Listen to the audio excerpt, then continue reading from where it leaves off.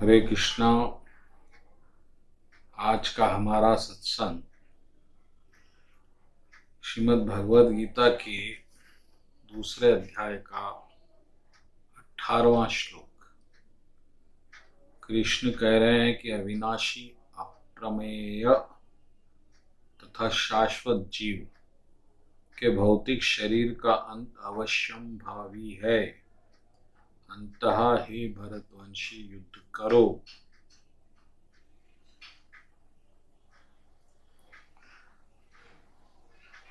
भगवद गीता का ये प्रारंभ ही है और अर्जुन युद्ध के लिए तैयार नहीं है और अर्जुन के अपने कारण है। अर्जुन ये समझ रहा है कि उसे पाप लगेगा, वो पाप कर रहा है और वो पाप वाला कार्य वो नहीं करेगा।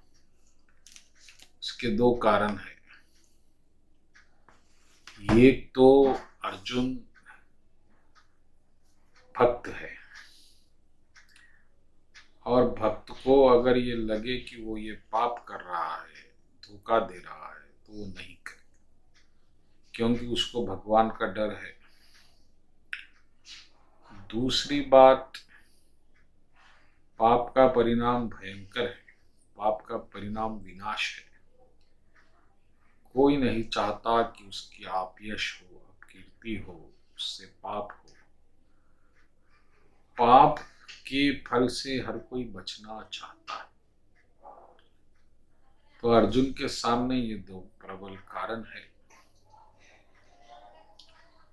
कि अर्जुन इस पापमय कर्म को नहीं करना चाहता।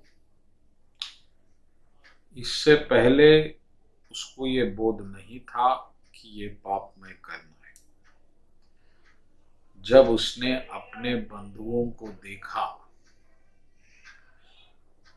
जो उसके जिनके गोद में इसने खेला, जिनके लिए वह जी रहा था, जो उसके सुहृद थे, सखा थे,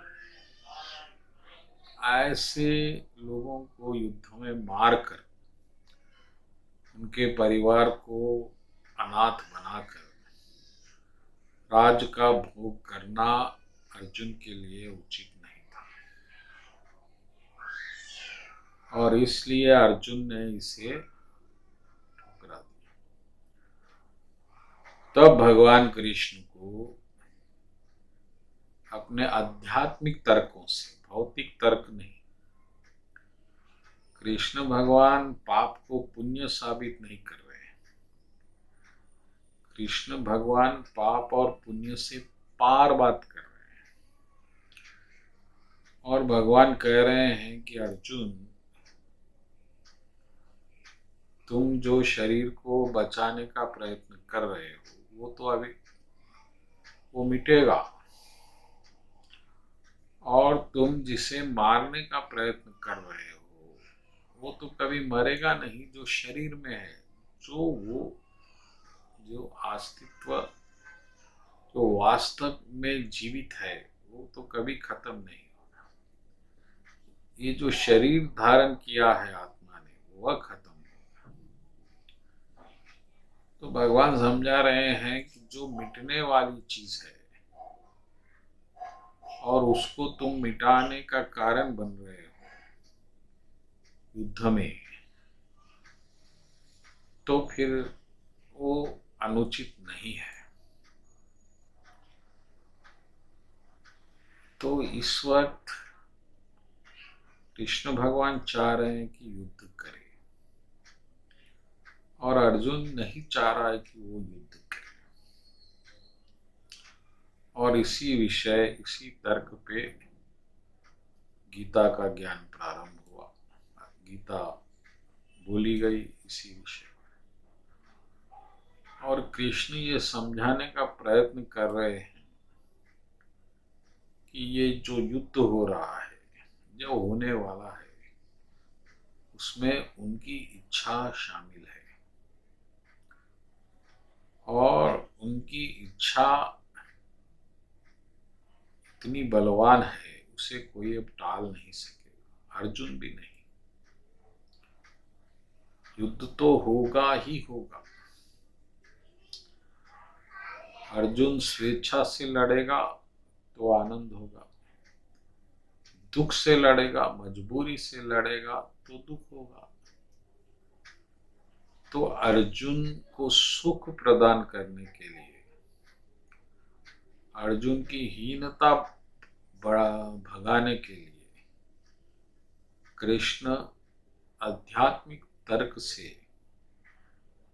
आध्यात्मिक नियम से ये प्रयत्न कर रहे हैं कि अर्जुन को कहने का कि तुम किसे नहीं मार रहे हो, कोई नहीं मर रहा है। ये तो शरीर मिट रहे हैं जो पहले भी कई बार मिटे हैं, फिर बने हैं, फिर मिटे हैं, फिर बने।